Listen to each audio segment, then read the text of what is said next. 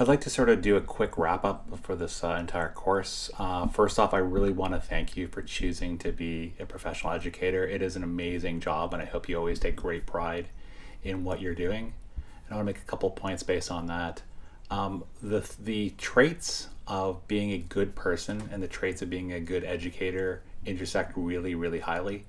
For example, if you are at your best, if you are your most generous, most kind, most thoughtful, most patient, most creative, if you're all of those things as a human being and you're that with a teacher, you'll be a fantastic teacher and a fantastic human being. And I hope you continue on that journey.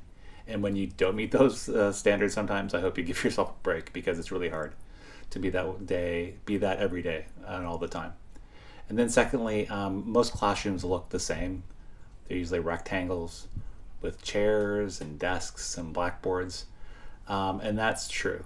And we can often think about what we don't have in our classroom, but I hope you think of education as something that instead your education in the space that you make is only limited by the limits of your creativity and your imagination. So if you're creative and imaginative and generous in the way that you conduct yourself, you can make a classroom that transcends all of those things.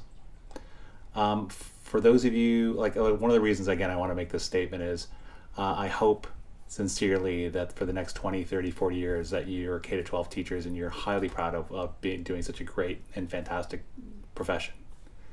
So I hope you do that.